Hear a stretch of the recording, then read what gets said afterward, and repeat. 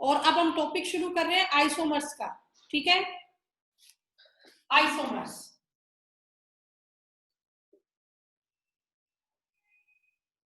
Isomers तो आप लोगों ने जो आज तक डेफिनेशन पढ़ी है आइसोमर्स की वो ये पढ़ी है। आप लोग ये बताते हो two or more compound have same molecular formula but different structure.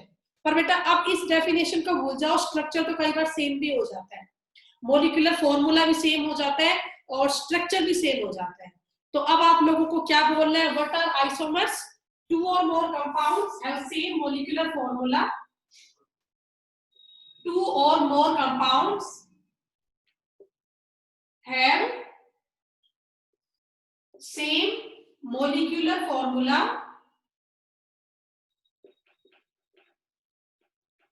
but different physical and chemical properties,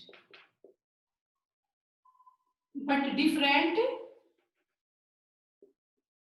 physical and chemical properties। ठीक है बेटा, जिनका मॉलिक्यूलर फॉर्मूला तो सेम हो बट जिनकी फिजिकल और केमिकल प्रॉपर्टी अलग अलग होती है ना, उनको हम बोलते हैं आइसोमर्स। तो आपको आज से ये डेफिनेशन बोलनी है, ना कि ये बोलो कि टू और मोर कंपाउंड है same formula and same structure, different structure. Structure तो बेटा कई बार सेम भी हो जाते हैं और वो हम आपको पढ़ाऊंगी मैं कब होंगे सेम स्ट्रक्चर। तो आज से आपको ये डेफिनेशन बोलनी है, have different physical and chemical properties. ठीक है, कर लोगे?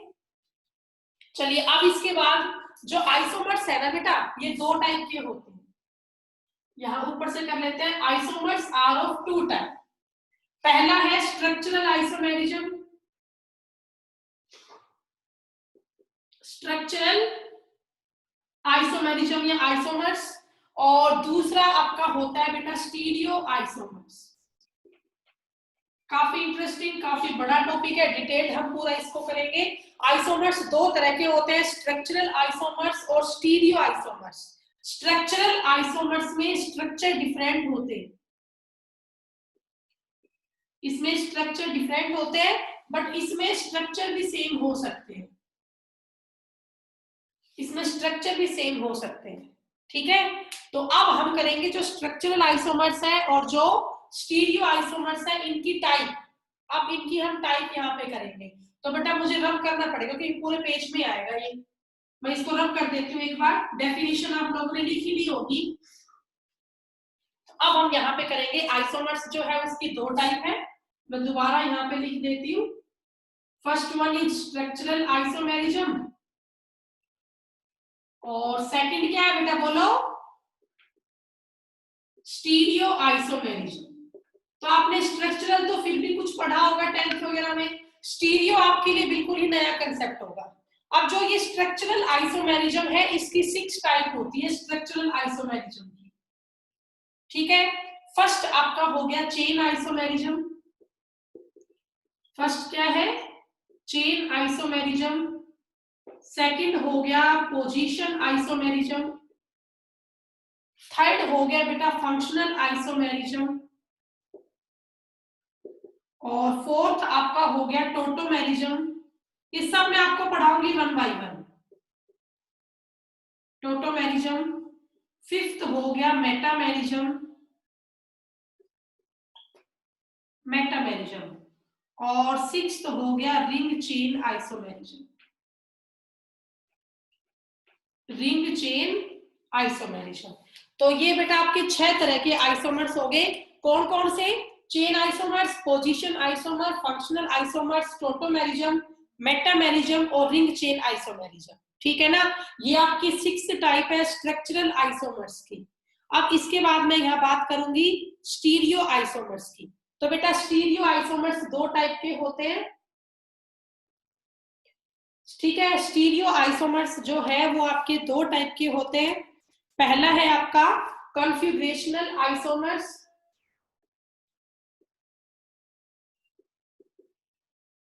कॉन्फ़िगरेशन आइसोमर्स,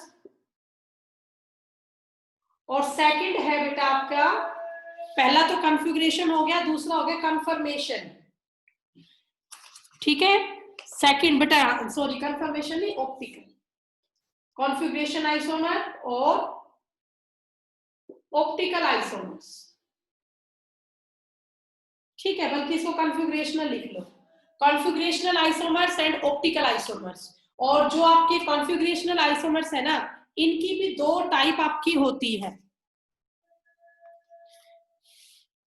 बेटा। 1 मिनट में पहले सही लिख रही थी, ऑप्टिकल नहीं, कन्फर्मेशन ही आएगा, कन्फर्मेशनल आइसोमर्स, कन्फर्मेशनल। अब कॉन्फ़िगरेशन आइसोमर्स की दो टाइप है, पहली है ज्योमेट्रिकल आइसोमर्स, ज्योमेट्रिकल आइसोमर्स, और सेकंड है ऑप्टिकल आइसोमर्स। ये आपका टॉपिक है आइसोमर्स का। आइसोमर्स दो तरह के होते हैं, structural isomers and stereo isomers. Structural isomers 6 type में एग्जिस्ट करते हैं, रिंग आइसोमेरिज्म हो गया, चेन आइसोमेरिज्म हो गया, पोजीशन आइसोमेरिज्म हो गया, फंक्शनल हो गया, टोटोमेरिज्म हो गया, मेटामेरिज्म हो गया, ये सब। और जो आपके स्टीरियो आइसोमर्स है, ये दो टाइप के होते हैं, कॉन्फ़िगरेशनल और कन्फर्मेशनल, कॉन्फ़िगरेशनल और कन्फर्मेशनल। और कॉन्फ़िगरेशनल आइसोमर्स की भी दो टाइप होती है, geometrical isomers and optical isomers. Configurational की भी दो टाइप है, ज्योमेट्रिकल एंड ऑप्टिकल आइसोमर्स, ठीक है। तो अब इन सबको बेटा हम पढ़ेंगे वन बाय वन। करें शुरू? हाँ जी, सुनाई दे रहा है बेटा? Yes ma'am. चलो करें। तो बच्चों मैम अब कॉन्फॉर्मेशनल आपको की भी दो आसान टाइप। आसान टॉपिक ही पढ़ेंगे। तो आज हम ये पढ़ेंगे स्ट्रक्चरल आइसोमर्स। पहले हम पूरा स्ट्रक्चरल आइसोमर्स करेंगे, फिर हम लोग शुरू करेंगे स्टीरियो आइसोमर्स। नोट डाउन कर लिया हो तो मैं ये पार्ट रब कर दूं, स्टीरियो वाला। अब बेटा आप लोगों ने देखा होगा कई कंपाउंड है ना, उनमें रिंग आइसोमेरिज्म भी होता है, उनमें चेन आइसोमेरिज्म भी होता है। तो यहाँ पर ना एक प्रायोरिटी ऑर्डर हम देंगे स्ट्रक्चरल आइसोमर्स में। यहाँ पर हम एक प्रायोरिटी ऑर्डर देंगे कि मान लो एक दो कंपाउंड है, उनके बीच में फंक्शनल आइसोमर्स ही बन रहा है और उनके बीच में चेन आइसोमर भी बन रहा है, तो हम उसको क्या मानेंगे, किसको प्रायोरिटी देंगे, फंक्शनल को या चेन को? तो बेटा इसके लिए आपको एक सीरीज है ना, वो याद करनी पड़ेगी, और सीरीज है RTF MCP, RTF MCP, ठीक है। ये बच्चों आपका प्रायोरिटी ऑर्डर हुआ। अगर कोई दो आपके आइसोमर्स एक साथ बन रहे हैं तो उसमें किसको प्रायोरिटी पहले मिलेगी, तो ये आपका प्रायोरिटी ऑर्डर हुआ in case of structural isomers. R का मतलब क्या हुआ बेटा, रिंग चेन, T से क्या हुआ, टोटोमेरिज्म, F से क्या हुआ, फंक्शनल, इसके बाद M से हुआ मेटामेरिज्म, देन C से हुआ चेन आइसोमर, और P से क्या हुआ, पोजीशन आइसोमर्स। तो ये आपको सीरीज याद करनी है, RTF MCP, RTF MCP, ठीक है, कर लोगे? यस बताओ मैम। बेटा। Yes ma'am. चलो अब मैं आपको ना कुछ और नोट समझाती हूँ, इसी टॉपिक को हम करेंगे स्ट्रक्चरल आइसोमर्स को ही। तो जो स्ट्रक्चरल आइसोमर्स है ना, इसको निकालने का तरीका क्या है, इसको हम कितने कैसे हिंट मिलता है कि इस कंपाउंड के इतने आइसोमर्स मिलेंगे, ऐसे कंपाउंड इसमें मिलेंगे। तो बेटा उसके लिए हमें निकालना होता है DBE। DBE, DBE को हम बोलते हैं डबल बॉन्ड इक्विवेलेंट। DBE को हम लोग क्या बोलते हैं, डबल बॉन्ड इक्विवेलेंट। ये डबल बॉन्ड इक्विवेलेंट है, ये क्या आइडिया देता है, इसका क्या काम है, तो आप कहेंगे it gives idea about the number of double bond और ring present in a compound. DBE का क्या फायदा है, इससे हमें ये हिंट मिल जाता है कि कोई भी कंपाउंड है उसमें कितने डबल बॉन्ड होंगे या उसमें कितनी रिंग होगी, ठीक है, उन सब का आइडिया हमें इनसे मिल जाता है। अब डीबीई को निकालने का फॉर्मूला क्या है वो हम यहाँ पे करेंगे। तो बेटा डीबीई डबल बॉन्ड इक्विवेलेंट, इसको निकालने का फॉर्मूला होता है C number of carbon atom minus H/2 minus H/2 plus N/2 plus 1। ये आपका फॉर्मूला है डीबीई निकालने का। कोई भी कंपाउंड आपको दिया होगा, आपको उस कंपाउंड का डीबीई निकालना है, तो वो कैसे निकलेगा? सी हुआ number of carbon atom, minus H हुआ total number of H atom, divide by 2 plus, अगर उस कंपाउंड में N एटम है तो वो यहाँ लिखो डिवाइड बाय 2 और सबके प्लस में 1 होगा। अगर किसी कंपाउंड में N एटम नहीं है तो इस स्टेप को छोड़ दो N/2। और अगर कभी हेलोजन आए, अगर कभी क्या आए हेलोजन, एक रूल मैं आपको बता देती हूँ, ट्रीट हेलोजन एज हाइड्रोजन। अगर किसी कंपाउंड में हेलोजन आए ना तो आपको उसे हाइड्रोजन की तरह से ट्रीट करना है। और ऑक्सीजन किसी कंपाउंड में आए तो ऑक्सीजन का कोई रोल नहीं होगा, ऑक्सीजन का कोई भी रोल नहीं होगा किसमें? डीबीई निकालने में। ठीक है ना, आई बात समझ में? तो किसी भी कंपाउंड में तो कार्बन होता है या हाइड्रोजन होता है या ऑक्सीजन होता है या बेटा हेलोजन होते हैं। तो हेलोजन को तो आप ट्रीट करोगे एज हाइड्रोजन और ऑक्सीजन से कोई फर्क पड़ेगा ही नहीं, ऑक्सीजन का कोई रोल है ही नहीं। तो ये आपका डीबीई निकालने का फॉर्मूला है। आ गया समझ में? एन नाइट्रोजन है। हाँ बेटा, एन है nitrogen, number of nitrogen atom. उस कंपाउंड में एन एटम है तब तो ये स्टेप आएगा, अदरवाइज N/2 को स्किप कर दो। ठीक है, बताओ बेटा। Yes. ये अब मैं आपको ये बताऊंगी किसी भी कंपाउंड की डीबीई है वो क्या आएगी और उससे क्या आपको हिंट मिलेगा। मान लो बेटा किसी कंपाउंड की डीबीई आई 1, मान लीजिए किसी कंपाउंड की डीबीई कितनी आई? 1 आई। तो 1 डीबीई का मतलब ये है कि उस कंपाउंड में या तो एक डबल बॉन्ड होगा या एक रिंग होगी, कि उस कंपाउंड में या तो एक डबल बॉन्ड होगा या उसमें एक रिंग होगी। कर लोगे? बताओ। अब ऐसे मान लो अगर किसी की डीबीई 2 आएगी, अगर किसी की डीबीई क्या आएगी? 2, तो 2 डीबीई का मतलब क्या होगा कि उस कंपाउंड में या तो 2 डबल बॉन्ड है, या तो उस कंपाउंड में 2 क्या है? डबल बॉन्ड है, या उसमें एक ट्रिपल बॉन्ड है। अगर किसी की डीबीई 2 आई तो इसका मतलब तुम लोग क्या कहोगे कि उस कंपाउंड में या तो 2 डबल बॉन्ड है या उसमें एक ट्रिपल बॉन्ड है, या इसके अलावा उसमें 2 रिंग है, उसमें 2 क्या है? रिंग। या आप ये कह सकते हो कि भाई उस कंपाउंड के अंदर एक डबल बॉन्ड है और एक रिंग है, एक डबल बॉन्ड है और एक रिंग है। तो ये सब आपकी पॉसिबिलिटी है बेटा। अगर किसी कंपाउंड की डीपीई 2 आएगी तो उसमें क्या क्या पॉसिबिलिटी हो सकती है कि भाई या तो उसमें 2 डबल बॉन्ड हो या एक ट्रिपल बॉन्ड या 2 रिंग हो या एक डबल बॉन्ड हो और एक रिंग हो। ये सब आपका आएगा कब? जब डीपीई कितनी होगी? 2 होगी। ठीक है, कर लोगे? अब ऐसे ही मान लो अगर किसी की डीपीई 3 आई, मान लीजिए कोई भी कंपाउंड है और उसकी डीबीई आ रही है 3, तो 3 डीबीई आने का मतलब ये है कि उस कंपाउंड में या तो एक डबल बॉन्ड हो या 2 रिंग हो। ठीक है, या ये हो सकता है उस कंपाउंड में 3 डबल बॉन्ड हो, 3 क्या हो? डबल बॉन्ड हो, या ये भी हो सकता है 3 उसमें रिंग हो, या ये भी हो सकता है कि एक डबल बॉन्ड हो, एक ट्रिपल बॉन्ड हो। ये सब प्रेफरेंस होगी डीपीई 3 आने का। लेकिन मोस्टली कंपाउंड की डीपीई या तो 1 ही आती है या 2 ही आती है। 3 डीपी का मतलब क्या है? एक डबल बॉन्ड 2 रिंग, या 3 डबल बॉन्ड या 3 रिंग। ठीक है, या एक डबल बॉन्ड एक ट्रिपल बॉन्ड। लेकिन ट्रिपल बॉन्ड वाला जो कंपाउंड है ना वो रिंग में तो बहुत कम एग्जिस्ट करता है। तो इसमें मेनली तो आपकी 2 ही पॉसिबिलिटी है, या तो एक डबल बॉन्ड 2 रिंग, या 3 डबल बॉन्ड या 3 रिंग।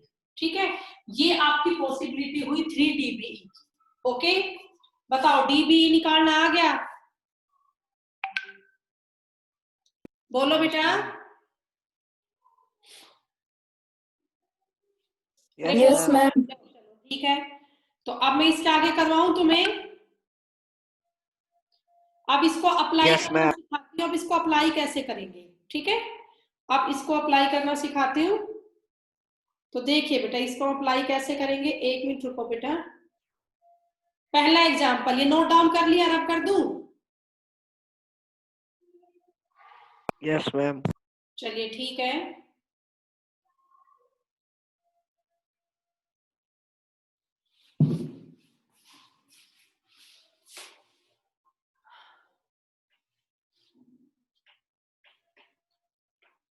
तो बेटा मैंने आपको पहला कंपाउंड दिया, सबसे आसान से शुरू करते हैं, जिसमें से कुछ तो तुमने ना क्लास में कर भी लिए थे। ओके, पहला कंपाउंड है ये C3H6। C3H6। तो सबसे पहले आप इसका DBE निकालो। DBE निकालने का फॉर्मूला आपको पता है, C-H/2। अब इसमें N एटम तो है ही नहीं, +1।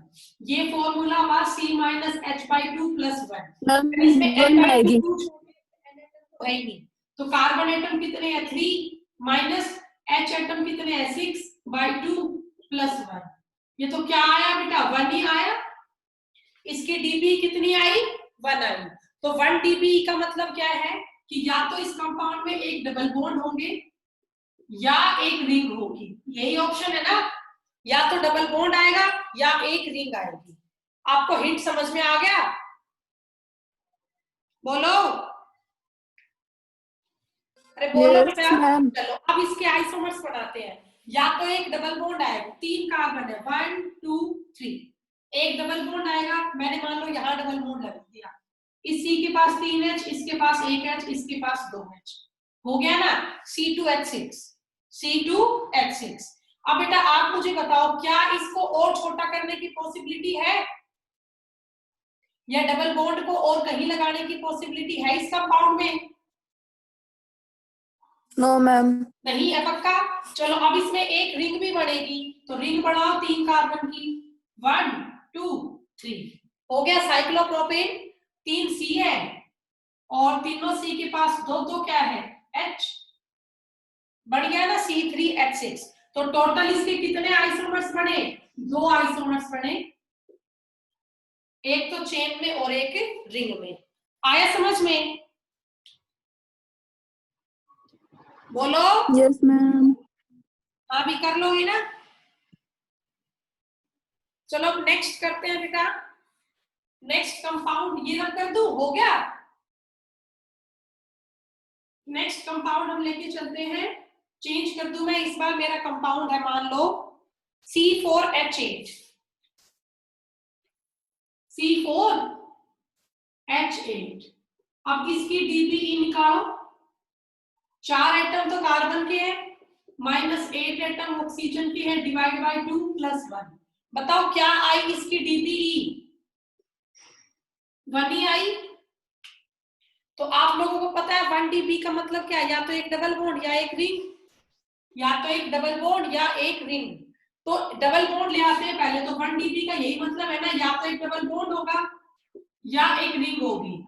तो चलो पहले एक डबल बॉन्ड वाला बनाते हैं। फर्स्ट 1 2 3 4, बच्चों मैंने डबल बॉन्ड यहां लगाया, इसका नाम क्या हो गया सबको पता है, ब्यूट 1E। बाकी के वैलेंसी पूरी कर लोगे। और कहां आ सकता है डबल बॉन्ड, यहां भी आ सकता है, ब्यूट 2E। अब बताओ यहां डबल बॉन्ड आएगा तो 1 ही कहलाएगा वो।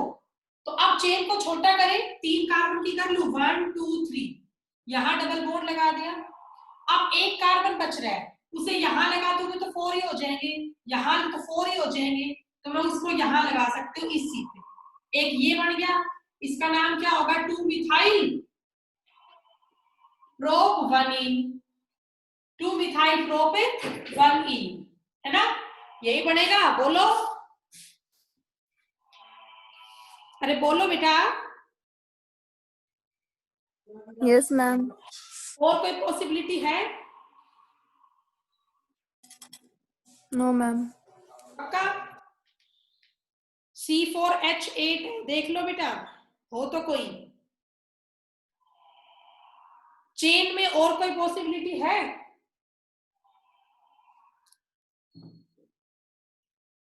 बोलो बॉयज, चेन में और कोई पॉसिबिलिटी है? No, ma'am. रिंग में आ जाए फिर। अब सबको सुनाई दे रहा है ना बॉयज? Yes, ma'am. चलो तो अब बताओ, चेन में और कोई पॉसिबिलिटी दिख रही है तुम्हें? No, ma'am. तो फिर अब क्या करें? रिंग में आ जाए तो फिर चलो अब रिंग में आते हैं। तो रिंग में बनाओ। अब C4H8 है, सबसे पहला ये बना दिया। लो भाई, हो गया। C4H8, इसका नाम सबको पता है, साइक्लोब्यूटेन। साइक्लोब्यूटेन। अब रिंग और छोटी हो सकती है। अब अगर 4 की रिंग बन गई तो अपने आप अंडरस्टूड है 3 की तो बनेगी ही बनेगी। 3 की बना ली, अभी एक सी बचा, उसे कहीं भी जोड़ दो। मैंने यहां जोड़ दिया, तो इसका नाम क्या हो गया? Methyl cyclopropane. इसका नाम क्या हो गया बताओ? Methyl cyclopropane. आया समझ में? बोलो बेटा। Yes, ma'am. Yes, और क्या ma'am. पॉसिबिलिटी है, थोड़ा सोचो। 4 कार्बन है, 8 H है, और कोई पॉसिबिलिटी है?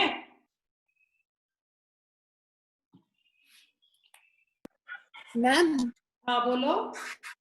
मैम ये हो सकता है कि रिंग के अंदर डबल बॉन्ड आ जाए। रिंग के अंदर डबल बॉन्ड आ जाए बेटा, चल ठीक है, बता। मैं मान लो मैं यहाँ डबल बॉन्ड लगा लूं। मैम ऐसी पॉसिबिलिटी है कि नहीं? नहीं, या तो डबल बॉन्ड ही होगा या रिंग ही बनेगी। ठीक है, तो डबल बॉन्ड तो ओपन चेन वाले में होगा, रिंग इसमें होगी। C4H6 में ऐसा हो जाता, C4H8 में नहीं होगा। DBE अगर 1 आएगी ना बेटा खुशबू, तो 1 DB का मतलब तो ये है, या तो डबल बॉन्ड ही आएगा, डबल बॉन्ड ओपन चेन में आएगा, या फिर रिंग ही बनेगी बस। हाँ, DBE 2 आती है ना, तो वहां ये ऑप्शन हो सकता है। बॉयज बताओ, इसमें कोई और पॉसिबल है?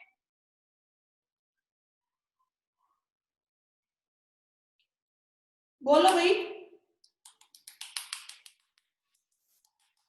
बताओ।